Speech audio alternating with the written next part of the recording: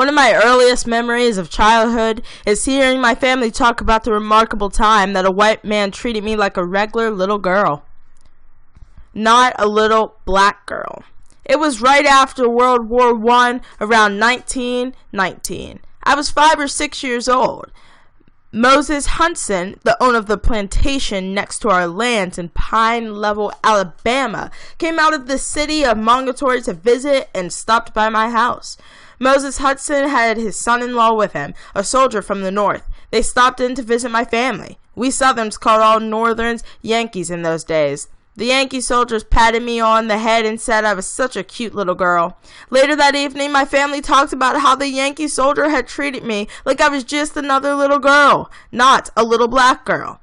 In those days in the South, white people didn't treat little black children the same way as little white children, and old Mose Hudson was very uncomfortable about the way Yankee soldier had treated me. Grandfather said he saw old Moses Hudson's face turn red as coal of fire. Grandfather laughed and laughed. I was raised in my grandparents' house in Pine Level in Montgomery Country near Montgomery, Alabama. All my mother's people came from Pine Level. My mother's name was Leo Edwards. My father came from Evansville, Alabama. His name was James McCauley. He was a carpenter and a builder, very skilled at brick and stone masonry. He traveled all around building houses. My father's brother-in-law, Reverend Dominic, Aunt Audie's husband, was pastor of the Mount Zion African Methodist Episcopal Church in Pine Level. And it was there in Pine Level that my father met my mother, who was a teacher. They were married right there in Pine Level on April 12, 1912. My mother was 24 years old, and my father was the same age. After they were married, they moved to Tuskegee, Alabama to live. It was home of Tuskegee Institute, with Mr. Booker T. Washington had founded it back in 1881 as a school for blacks. My parents lived not far from it.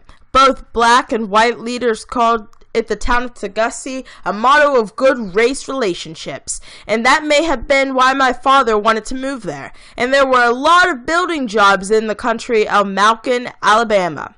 My mother got a job teaching. It wasn't long before they started a family. I was born on February 4th, 1913, in Tuskegee, and named Rosa after my maternal grandmother, Rose. My mother was around 25 years old by the time I was born, but she always said that she was unprepared to be a mother. I guess she was unhappy because my father worked on building homes in different places in the country, and she was left alone quite a bit. She had to quit teaching until after I was born, and she always talked about how unhappy she was, being an expedient mother and not knowing many people. At that time, women who were pregnant didn't get out and move around and socialize like they do now. They stayed pretty much to themselves. She said she spent a lot of time crying and weeping, wondering what she was going to do and how she was going to get along, because she wasn't used to having a child to take care of. I came along and I was a sickly child, small for my age. It was probably hard for my mother to take care of me. And my father's younger brother came to live with us, so that was someone else to cook and wash for. My Uncle Robert was a carpenter too, and he enrolled at Tuskegee Institute to take courses in carpentry and building. But my mother always said Uncle Robert knew so much about what they were trying to teach him that he was teaching the instructors. Every time they would say something about a building plan, he would say, "No, I think we should arrange it to do this way." And then they would arrange it the way he suggested, and it would come out right. He didn't stay at Tuskegee Institute very long as a student. I have pictures of the houses my father and my uncle built. Beautiful houses. They learned from their father, I think.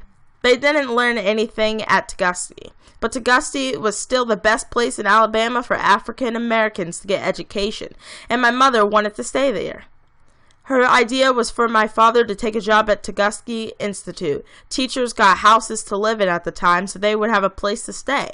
The other children they would have, and I would get an opportunity for an education at the Institute. At that time, black children in the South had very limited opportunities for schooling. But my father didn't go along with that idea. He wanted to do contracting work and make more money. He and my mother didn't agree on planning for the future. My father decided he didn't want to remain in Tuskegee. He wanted to go back to his family in Abebe. My mother had no choice but to go with him. So we went to Abebe to live with my father's family. It was a big family with lots of children. My grandmother had started having children early and didn't stop for a long time. When I was born, my father's youngest brother, George Gaines Macaulay, was 8 years old. He used to tell me he was jealous of me because he'd been the baby for 8 years, and he didn't like me as the new baby at all. But he liked me as I grew older. I learned all that I know about my father's family from my young Uncle George. He said that my father's family was unknown and somehow he was the one of the Yankee soldiers who served in the South during the Civil War. My father's grandmother was a slave girl and part of the Indian or something. That's all I know. If my mother knew more than that, she never told me. I guess she felt she wasn't as compatible with that family as she should have been with her in-laws. I think my mother may have done some teaching in Abebe, but she didn't stay there long.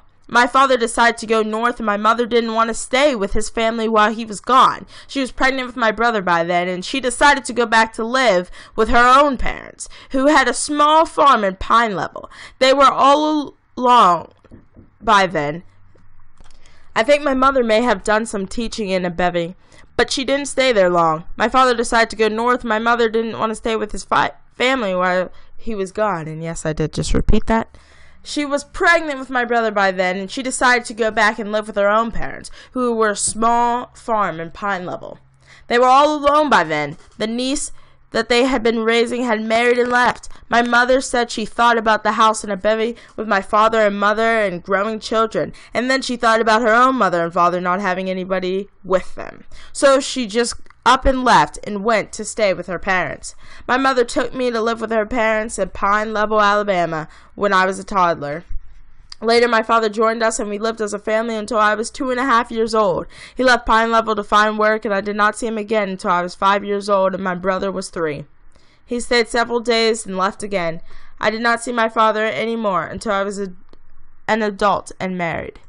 My mother and father never got back together. They just couldn't coordinate their lives together because he wanted to travel and she wanted to be situated in a permanent home.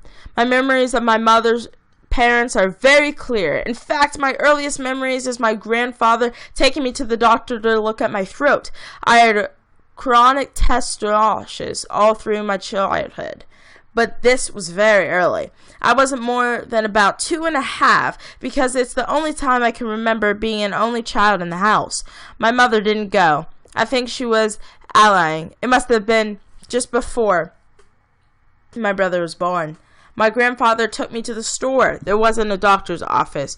Grandfather sat me up on the counter, and I remember I was wearing a little red velvet coat and bonnet. The doctor asked me to open my mouth, and I opened it. I can recall that everything the doctor asked me to do, I just obeyed very nicely. The people were amazed with my being so small and being so little troubled. I opened my mouth, and he put something in it. I thought it was a spoon or something to hold my tongue down. When grandfather took me back home, he told my mother and grandfather how well behaved I was. That's the first time I can remember anything at all about myself. I always liked to be praised about any little thing. I felt kind of happy because he thought I was such a good little girl.